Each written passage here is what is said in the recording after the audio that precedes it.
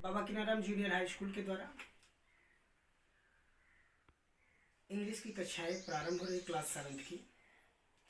आप सभी छात्र छात्राओं के जो भी सब्जेक्ट छूट रहे थे क्लास 7 के, आप सभी को हम सभी अध्यापकगण ऑनलाइन क्लासेस के रूप में वीडियो के द्वारा सभी सब्जेक्टों को पढ़ाएंगे।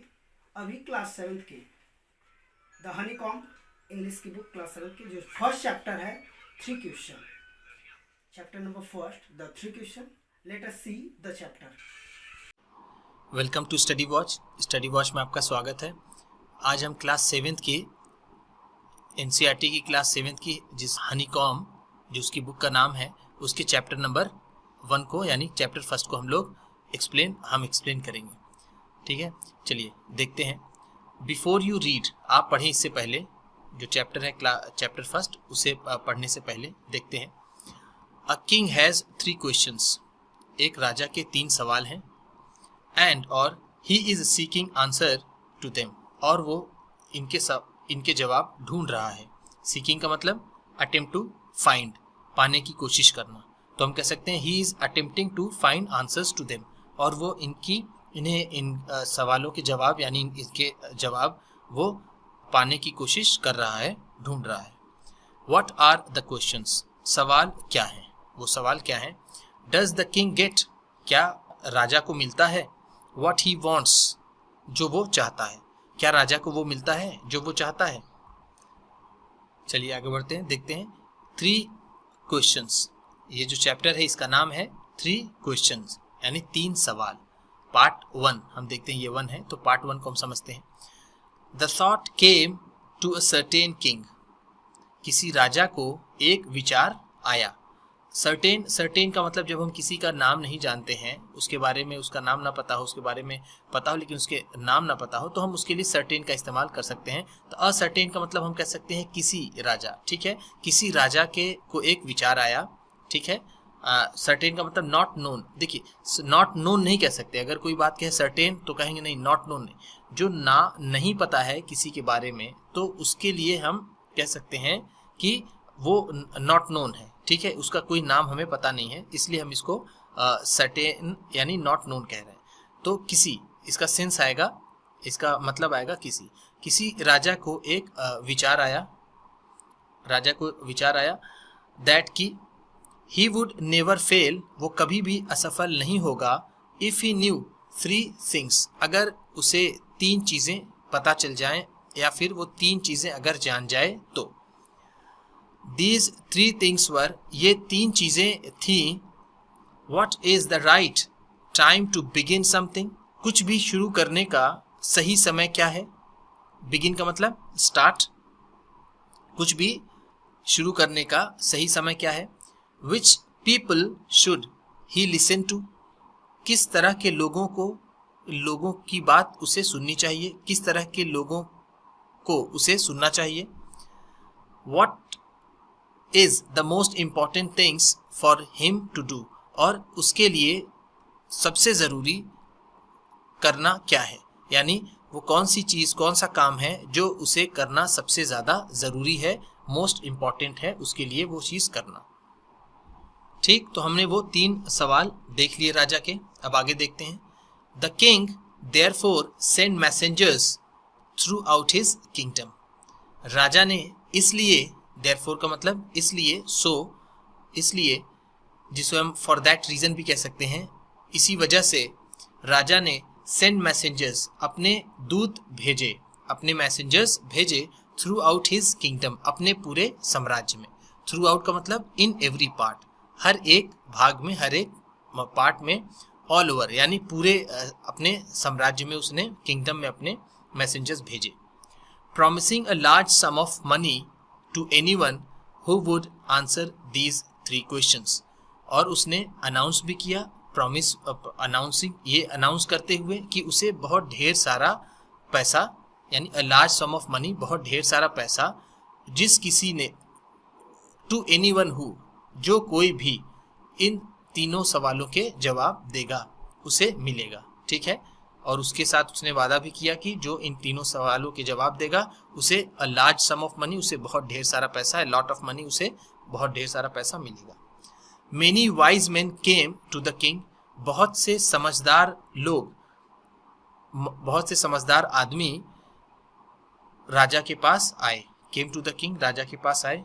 वाइज का मतलब जैसा हम जानते हैं इंटेलिजेंट, ठीक। मेनी का मतलब अ लॉट ऑफ। बट लेकिन they all answered his questions differently, लेकिन बट लेकिन दे ऑल, सभी ने उसके सवालों का अलग अलग जवाब दिया। आंसर का मतलब जवाब दिया, डिफरेंटली का मतलब अलग अलग, different. In reply to the first question, पहले सवाल के जवाब में, some said the king must prepare a time table, पहले सवाल के जवाब में कुछ लोगों ने कहा कि राजा को एक टाइम टेबल बना लेना चाहिए, ठीक। Must prepare a time table, उसे एक टाइम टेबल बना लेना चाहिए। एंड और देन फॉलो इट स्ट्रिक्टली, और इससे और इसका कड़ाई से उसे पालन करना चाहिए, ठीक है। इसे रिजिडली, स्ट्रिक्टली को क्या कह सकते हैं हम लोग, रिजिडली, तो बहुत ही और कड़ाई से उसका पालन करे। राजा एक टाइम टेबल बना ले और उसका कड़ाई से पालन करे। इन दिस वे, इस तरह, ओनली इन दिस वे, सिर्फ इसी तरह, दे सेड, उन्होंने कहा, could he do everything at its proper time, सिर्फ इसी तरह उन लोगों ने कहा कि राजा सारी चीजों को सही समय पर कर सकता है। अदर्स सेड, दूसरों ने कहा, दैट कि it was impossible to decide in advance the right time for doing something, और दूसरों ने क्या कहा कि ये बिल्कुल असंभव सा है, यहाँ पर वॉज है लेकिन हम इसका सेंस इज में लेंगे, ठीक है, कि लेकिन ये असंभव है ये फैसला करना पहले से कि किसी चीज को करने का सही समय क्या है, पहले से किसी चीज को जान लेना कि उसका सही समय क्या है करना, ये बिल्कुल असंभव है, दूसरों ने कहा। The king should notice all that was going on, राजा को सब कुछ ध्यान देना चाहिए, जो भी चल रहा है, जो भी चीजें आसपास हो रही हैं उसे ध्यान देना चाहिए। फिर से हम इसको प्रेजेंट में ही इसका सेंस लेंगे कि राजा को क्या करना चाहिए, नोटिस देना चाहिए हर चीज पर, ठीक है। The king should notice all that was going on, जो भी चीजें उसके आसपास हो रही हैं उसे ऑब्जर्व करना चाहिए। नोटिस को हम कह सकते हैं ऑब्जर्व, पे अटेंशन, ठीक है, उसे ध्यान देना चाहिए। अवॉइड फुलिश प्लेसेस, और उसे अवॉइड करना चाहिए, दूर रहना चाहिए मूर्खतापूर्ण एंजॉयमेंट से, ठीक। प्लेजर्स का मतलब एंजॉयमेंट्स, अवॉइड का मतलब कीप अवे फ्रॉम, दूर रहना। अवॉइड फुलिश प्लेजर्स, और उसे दूर रहना चाहिए मूर्खता भरे आनंद से। एंड ऑलवेज, और हमेशा, do what ever seemed necessary at that time, और हमेशा वो वही करे जो उस समय उसे सबसे ज्यादा जरूरी लगे, ठीक है। Yet others said, but at the same time, देखिए येट का मतलब क्या है, but at the same time, यानी उसी वक्त, और दूसरों ने कहा दैट कि the king needed a council of wise man, राजा को जरूरत पड़ेगी या राजा को जरूरत है किस चीज की, काउंसिल ऑफ वाइज मैन की। यानी अगर हम काउंसिल की बात करें तो काउंसिल का मतलब एन एडवाइजरी बॉडी, जो सवाल लोग जो सलाह देने का एक ग्रुप ऑफ मेन कह सकते हैं हम उसको, ठीक है। ये आपके बुक में देखिए साइड में मीनिंग भी दी है, a group of people chosen to give advice और टू मेक रूल्स, ऐसे लोग जिन्हें चूज किया गया है, सिलेक्ट किया गया है किसके लिए, सलाह देने के लिए और नियम कानून बनाने के लिए, उसे काउंसिल कहते हैं। तो हम यहाँ कह सकते हैं एडवाइजरी बॉडी, एक सलाह देने वाला, राजा को एक सलाह देने वाला, एक सलाह देने वाली काउंसिल, उसे एक काउंसिल ग्रुप की जरूरत है समझदार लोगों की। Who would help him act at proper time, जो उनकी मदद कर सके या मदद करें किसमें, सही समय पर काम करने के लिए।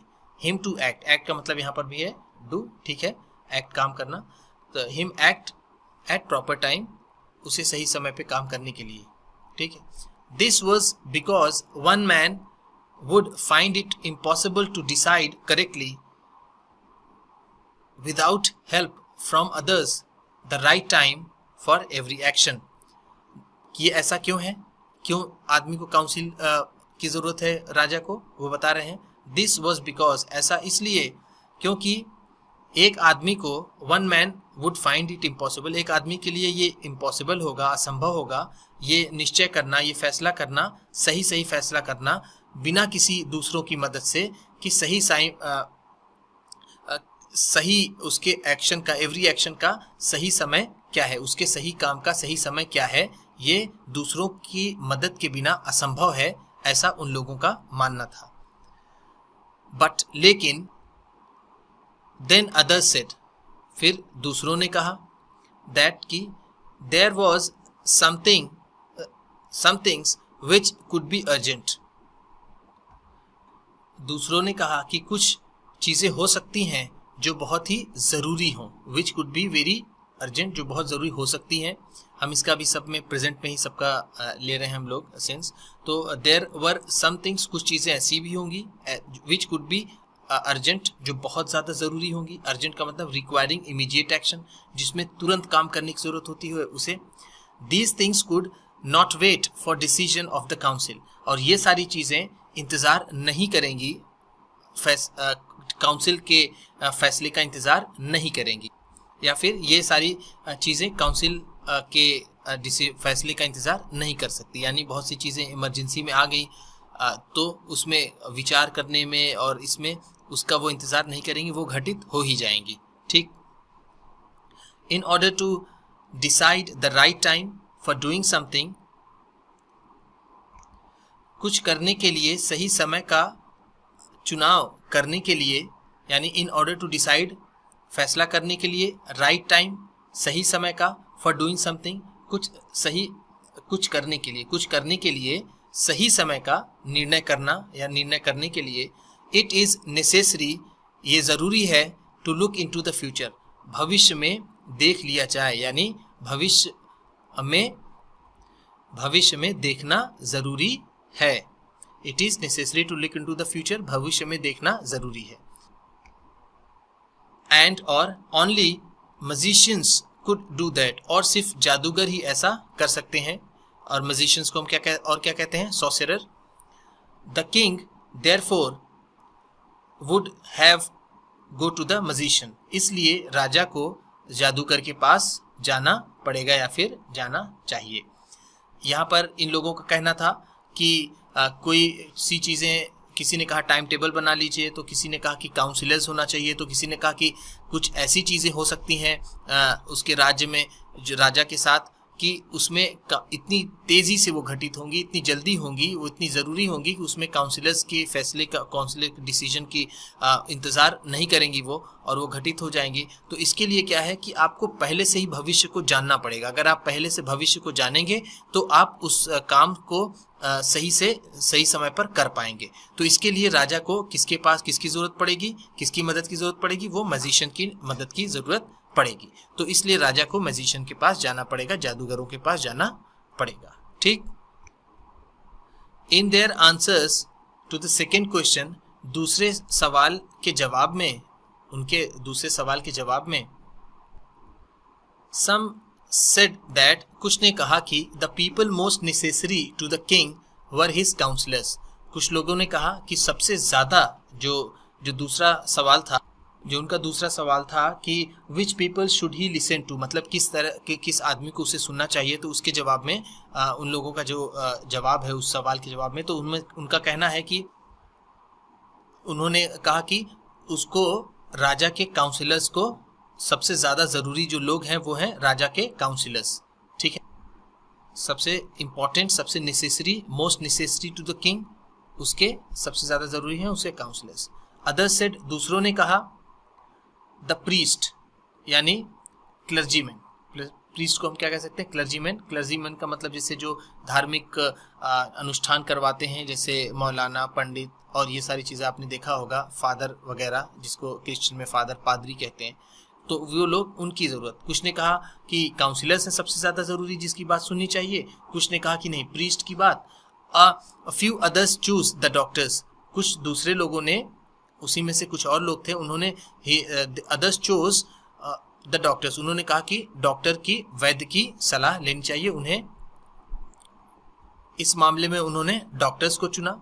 एंड येट अदर्स सेड, और उसके बाद भी सेड दैट, और दूसरों ने भी कहा his soldiers were the most necessary, और उनमें से कुछ लोगों ने कहा कि उसके जो सबसे ज़्यादा ज़रूरी लोग हैं राजा के, वो सबसे ज़्यादा इम्पोर्टेंट है, वो हैं सोल्जर्स। ठीक, तो हमने देखा कि उसके दूसरे सवाल के जवाब में, राजा के दूसरे सवाल के जवाब में किसी ने कहा सबसे ज़्यादा इम्पोर्टेंट काउंसिलर्स हैं, किसी ने कहा सबसे ज़्यादा इम्पोर्टेंट प्रीस्ट हैं, फिर किसी ने कहा कि सोल्जर्स हैं। तो बहुत अलग अलग सवाल, इसमें भी जवाब लोगों ने अलग अलग दिए। टू द थर्ड क्वेश्चन, तीसरे सवाल के जवाब में, सम सेड साइंस, कुछ ने कहा विज्ञान, अदर्स चूज फाइटिंग, कुछ ने लड़ाई युद्ध के बारे में बताया कि दूसरे चलिए लड़ाई fighting, and yet others said religious worship, और दूसरों ने, और उसमें से बच्चे लोग थे उन्होंने कहा कि रिलीजियस वर्शिप, पूजा पाठ, धार्मिक अनुष्ठान। जो तीसरा उसका क्वेश्चन था what is the most important thing to do, तो उसमें उन लोगों ने कहा कि साइंस है, तो किसी ने कहा लड़ाई, तो फिर किसी ने कहा कि धार्मिक पूजा पाठ, फिर ये सारी चीजें कहीं। As the answers to this question his question were so different, क्योंकि एज का मतलब यहाँ पर क्या है, because as the question answers, क्योंकि जवाब, उसके सवालों के सारे जवाब बहुत अलग थे, were so different, so very different, so का मतलब यहाँ पर क्या हम कह सकते हैं, वेरी, बहुत अलग थे, उसके सवालों के जवाब बहुत अलग थे। आपने देखा कैसे कैसे अलग अलग लोग जवाब दे रहे थे, उसी तरह उसे लगा। The king was not satisfied, राजा संतुष्ट नहीं हुआ, एंड और गेव नो रिवॉर्ड, और उसने कोई भी इनाम नहीं दिया, रिवॉर्ड को क्या कहते हैं, प्राइज, उसने कोई भी प्राइज नहीं दिया। इंस्टेड, इसके स्थान पर, इन प्लेस ऑफ, या फिर कह लीजिए कि इसके ऑल्टरनेटिव में, इसके विकल्प में, he decided to seek the advice of a certain hermit, उसने, ही डिसाइडेड टू सीक, उसने लेने का फैसला किया, द एडवाइस यानी उसने सलाह लेने का फैसला किया, किससे, ऑफ अ सर्टेन हर्मिट, किसी हर्मिट के, किसी सन्यासी के। ठीक है, इसे हम कह सकते हैं सेक्लूज कह सकते हैं, एस्थेटिक कह सकते हैं। Who was widely known for his wisdom, जो अपने समझदारी के लिए, अपनी इंटेलिजेंस के लिए बहुत ज़्यादा मशहूर हो। ठीक, यहाँ पर देखिए वॉज, हु वॉज, अगर इसको हम पास्ट में करेंगे तो उतना बढ़िया सेंस नहीं आएगा, इसलिए हम इसको प्रेजेंट में ही ले रहे हैं सारा सेंस। तो अब क्या कि राजा ने फैसला क्या किया कि हम किसी समझदार आदमी की राय लेंगे। The hermit lived in a would, जो हर्मिट था वो कहाँ रहता था, जंगल में रहता था। वुड का मतलब small forest, which he never left, जिसे वो कभी छोड़ता नहीं था, यानी वो हमेशा वहीं रहता था। He saw no one but simple people, वो सिर्फ, देखिए यहाँ पे जो सॉ है, तो यहाँ पर देखना से मतलब नहीं है, सी का मतलब एक और मतलब होता है जिसका मतलब होता है मिलना, तो यहाँ पर क्या है, ये सॉ है तो वहाँ मिला। यहाँ हम कह सकते हैं कि वो सिर्फ किसी से नहीं, सिर्फ साधारण लोगों से मिलता था। He saw no one but simple people, वो और किसी से नहीं, सिर्फ साधारण लोगों से ही मिलता था। एंड और so the king put on ordinary clothes, so इसलिए राजा ने साधारण कपड़े पहने, धारण किए, पुट ऑन का मतलब wear.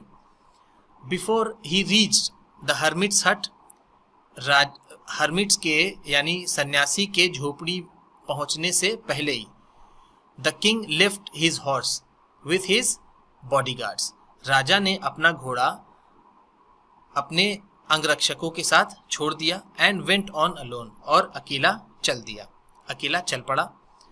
As the king came near the hermit's hut, जैसे ही, अब यहाँ देखिए ये एज है, एज ऊपर का मतलब जैसे था, एक एज का मतलब था बिकॉज, अब यहाँ पर है जैसे कि, जिसको हम वाइल या फिर व्हेन कह सकते हैं, व्हेन के सेंस में लेते हैं। When as the king came near the hermit's hut, जैसे ही कह लीजिए, या फिर जब राजा सन्यासी की झोपड़ी पर पहुंचा, उसके करीब पहुंचा, उसके पास पहुंचा, नियर को हम क्लोज भी कहते हैं, क्लोज उसके करीब पहुंचा। He saw the hermits digging the ground in front of his हट, उसने देखा कि हर्मिट अपने हट के सामने ग्राउंड डिगिंग कर रहा है, यानी अपने घर के सामने जमीन, वो जमीन की खुदाई कर रहा था। ठीक, या हम कहें कि उसने हर्मिट को, उसने सन्यासी को अपने घर के, अपने हट के सामने, अपनी झोपड़ी के सामने खुदाई करते हुए देखा। ही ग्रीटेड द किंग, उसने राजा का अभिनंदन किया, ठीक है, उसका वेलकम किया। एंड और कंटिन्यूड डिगिंग, और फिर वो डिगिंग करने लगा। अब देखिए यहाँ ग्रीट है, ग्रीट का एक और मीनिंग होता है वर्ब में, जिसका मतलब होता है वीप, रोना, ठीक है। ही ग्रीटेड का मतलब ये वह रोया भी हो सकता है, ठीक है। इसको देख लीजिएगा आप लोग डिक्शनरी में एक बार फिर। The hermit was old and weak, सन्यासी बूढ़ा और कमजोर था। एंड और as he worked he breathe heavily, और जैसे वो काम करता जाता था उसकी सांसें तेज होती जाती थी, अब वो हांफने लगता था, ठीक। The king went up to the hermit, राजा हर्मिट के पास गया, सन्यासी के पास गया। एंड सेड, और कहा, I have come to you, मैं आपके पास आया हूं। वाइज हर्मिट, बुद्धिमान हर्मिट, बुद्धिमान सन्यासी, मैं आपके पास आया हूं। To ask you to answer 3 questions, जानने के लिए, आस्क का मतलब पूछने के लिए, जवाब, 3 जवाब मैं आपसे पूछने के लिए, मतलब जानने के लिए आया हूं, ठीक है। यहाँ पे क्वेश्चन है, टू आस्क क्वेश्चंस नहीं है, तो answer 3 questions, you to answer, आप 3 सवालों का जवाब दें, मैं ये पूछने आया हूँ, यानी सवाल पूछने आया हूँ, आप 3 सवालों के जवाब दीजिए। How can I learn to do the right things at right time, मैं कैसे सीख सकता हूँ सही चीजों को सही समय पर करना, ठीक है।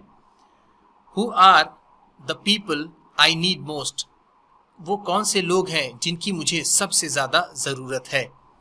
एंड और what affairs are most important, वो सबसे ज्यादा काम कौन से हैं जो मेरे लिए सबसे ज्यादा जरूरी हैं। यहाँ पर अफेयर्स का मतलब मैटर्स, मामले, यानी वही बिजनेस, काम, ठीक। वो कौन सा ऐसा काम है, वो कौन से काम है जो मेरे लिए सबसे ज्यादा जरूरी है। The hermit listen to the king, सन्यासी ने राजा को सुना। बट लेकिन, डिड नॉट स्पीक, लेकिन कुछ बोला नहीं। ही वेंट ऑन डिगिंग, वह गड्ढा करता चला गया, वह खुदाई करता चला गया। यू आर टायर्ड, आप थक गए हैं। सेड द किंग, राजा ने कहा आप थक गए हैं। Let me take the spade, मुझे फावड़ा ले लेने दीजिए, यानी मुझे कृपया फावड़ा दे दीजिए। एंड और वर्क इन योर प्लेस, और अपनी जगह मुझे काम करने दीजिए, यानी अब मुझे आप ये काम जो डिगिंग का है मुझे करने दीजिए। थैंक्स, शुक्रिया। सेड द हर्मिट, सन्यासी ने कहा शुक्रिया। Giving the king his spade, राजा को अपना स्पेड यानी फावड़ा देते हुए उसने कहा। Then he sat down on the ground, फिर वो जमीन पर, ग्राउंड पर बैठ गया। When the king had dug 2 beds, जब राजा ने 2 क्यारियां खोद ली या फिर डिग कर लिया, ये डिग उसका सेकेंड फॉर्म है, डिग का थर्ड फॉर्म है, हेड है, ठीक।